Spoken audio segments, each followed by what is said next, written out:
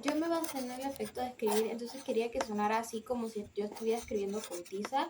Entonces los materiales que yo decidí utilizar fueron mi laptop, la rayé y una lima de uñas para que se escuchara como si uno estuviera escribiendo en un pizarrón. Yo estaré haciendo lo que sería el sonido del fuego.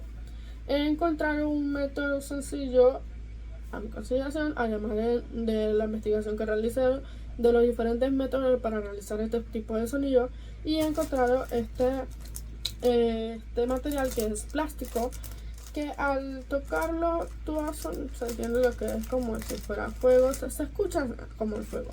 Voy a estar utilizando esto de aquí, que va a ser el micrófono, va a ser mi micrófono, y el plástico lo más cerca posible, no tanto cerca, pero sí vamos viendo por suave suave, y utilizando como base lo que es un video de el fuego para ir guiándome en qué momento le voy aumentando o disminuyendo.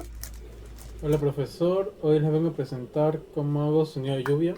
Estuve investigando mucho sobre cómo lo podría hacer y pues una de las formas más sencillas que logré encontrar, entre comillas, fue hacerlo con un bol de arroz. Tengo mi micrófono y mi celular para grabar. Y comenzamos.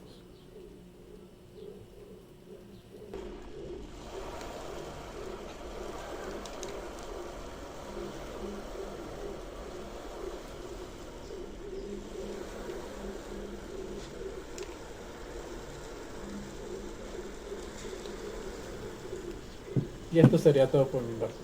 Gracias.